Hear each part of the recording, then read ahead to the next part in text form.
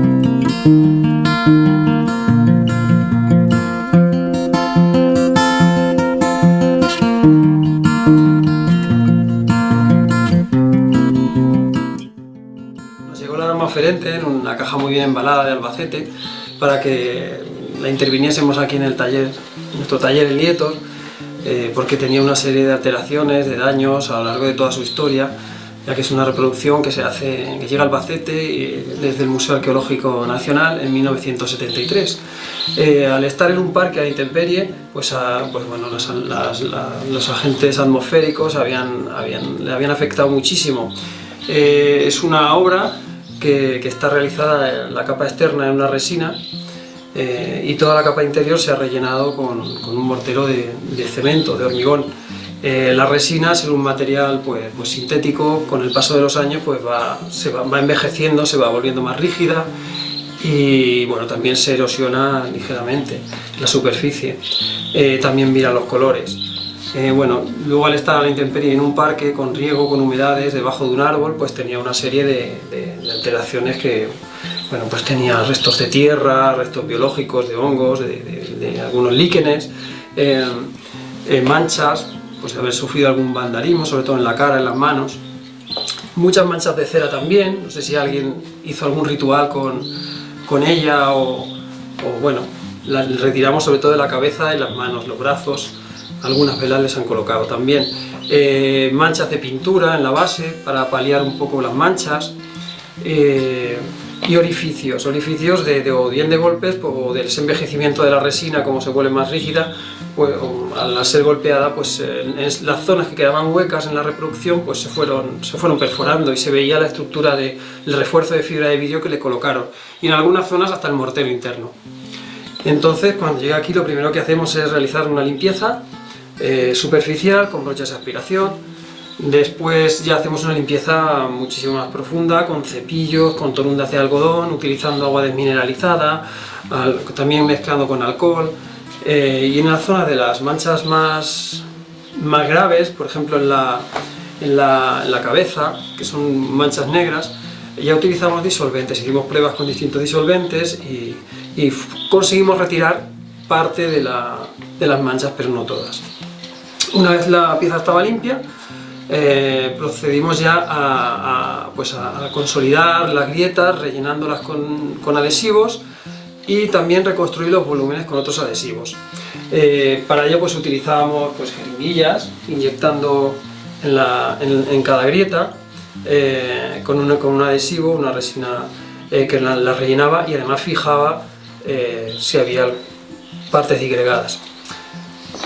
Después, ya una vez que teníamos las grietas que no son visibles, rellenas y consolidadas, pues empezamos a reconstruir con otro tipo de resina, una resina volumétrica, o sea, una resina con una granulometría similar a la piedra, y pigmentándola, pues ya fuimos reconstruyendo los volúmenes con ayuda de espátula y unas espátulas, y luego ya utilizábamos pues pigmentos, unos pigmentos naturales de tierras con agua que nos permitía la resina ir coloreándola antes de que curara, antes de que secara. Aquí tenemos algunos de los pigmentos que utilizábamos, tierras básicamente, sin ningún tipo de adhesivo ni nada, ni aglutinado, solamente con el agua como vehículo para impregnarla en la resina. Una vez ajustado todo eso, rellenamos también con otra resina un poquito más fina, porque la resina de los volúmenes es muy granulosa, y había zonas como por ejemplo en los costados, que es la zona de unión entre las dos piezas del molde, estaba muy agrietada al no tener cargas, y ya fuimos utilizando una resina un poquito más fina que también pigmentamos y coloreamos.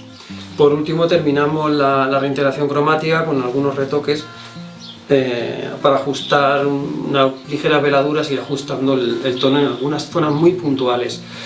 Luego también otra cosa que no he contado es que en la base se había huecado bastante, bien porque había contraído parte del mortero al secar en origen, y hicimos unas pequeñas perforaciones e inyectamos otra resina con carga para ir rellenándolo poco a poco y macizarlo. Y básicamente todo ese proceso ha sido el que hemos utilizado para intervenirla, todas esas técnicas, para intentar paliar, pues eso, frenar un poquito el deterioro y mejorar la estética con la limpieza. Y luego también al sellar grietas, tapar orificios, etcétera, etcétera, pues ayudamos a que la conservación se prolongue más tiempo, porque no introducirá el agua por ahí, ni otro tipo de suciedad que hace que se acumule, que se vaya deteriorando con el paso de los años. Y bueno, pues ya está casi lista, nos queda un poquito para que vuelva otra vez a Albacete ya próximamente y se pueda lucir en su nueva ubicación. Va a poner la pieza en valor en un sitio más importante en el que ya tenía, y esperemos que se conserve mejor.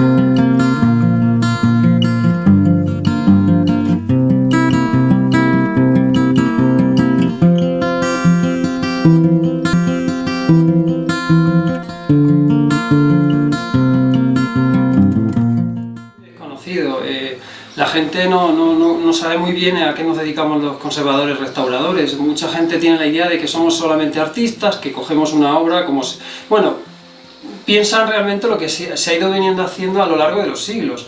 La conservación y restauración es una profesión bastante reciente, del siglo XX, y se ha empezado a formar a la gente a partir de una serie de congresos, de unos conservadores restauradores que pensaron que había que atajar la manera de intervenir en una pieza para conservarla al máximo a lo largo del tiempo, y luego también pues para que no se cometan errores que sean irreversibles a la hora de tocar una pieza. Por ejemplo, se repintan completamente, cambiamos toda su estética original y perdemos la esencia de la obra.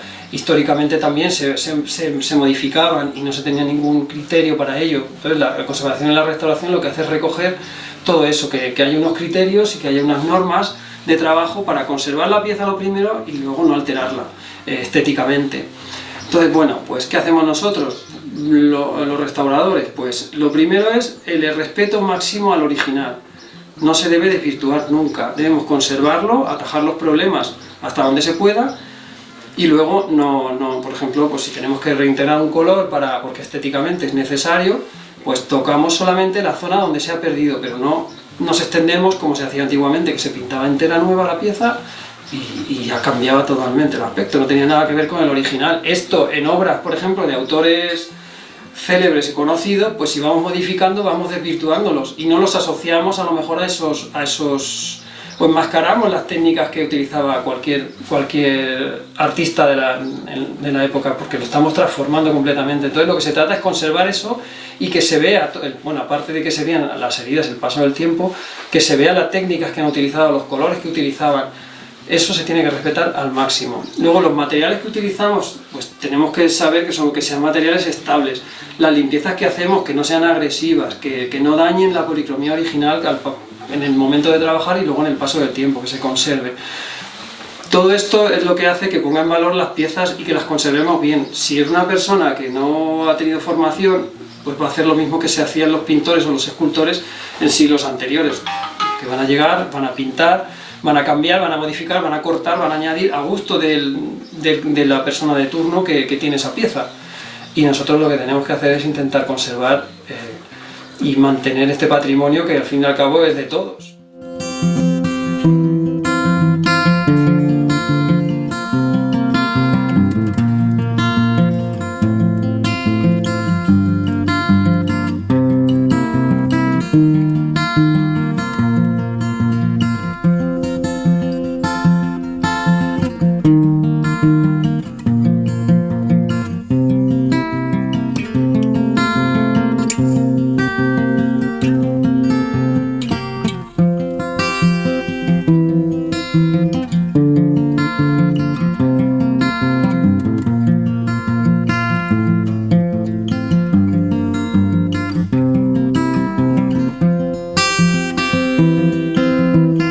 ¿Por qué en Lieto? Porque yo soy de Lieto, me formé en Madrid, en la Escuela Superior de Conservación de Bienes Culturales, y cuando terminé, pues bueno, decidí volver a mi pueblo, por el cariño que tenemos toda la gente de nuestros pueblos, y bueno, pues intentamos pues,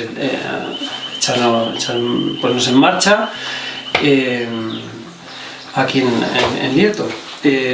Bueno, pues al principio, como todos los principios, cuesta un poquito arrancar, pero tuvimos la suerte del enorme patrimonio que tenemos aquí en nuestro pueblo, en Lieto, y empezamos trabajando con las hermandades y con particulares. Por un lado trabajábamos, la gente quería recuperar, y menos mal que se interesó por recuperar sus objetos, sus muebles de la familia, y trabajábamos mucho ese tema. Y luego también con las hermandades empezamos a trabajar para los pasos de Semana Santa, que tenían, algunos de ellos estaban muy deteriorados. Y poco a poco pues fuimos introduciéndonos en la sierra, se nos fue conociendo y hemos trabajado en toda la sierra, en Elche de la Sierra, en Férez, en Letur, sobre todo en Yeste en la parroquia de la Asunción, a través de una asociación hemos trabajado muchísimo. Luego en Albacete hemos trabajado en el museo, para el Museo de Albacete, para la Diputación, para el Centro de Conservación y Restauración de Castilla-La Mancha, también en Murcia, para alguna colección particular. Y bueno, y ahora mismo pues tenemos ya tenemos bastante trabajo de conservación y restauración. Y bueno, sobre todo trabajamos imaginería muchísima, escultura religiosa, pinturas murales, pintura de caballete y también obra civil, aunque en menor tamaño, como en este caso la Dama Oferente, que es una pieza pues muy curiosa. Para nosotros es una cosa distinta y que nos ha hecho pues trabajar en otra vía y con otros materiales y con otras técnicas, que ha sido muy interesante, la verdad.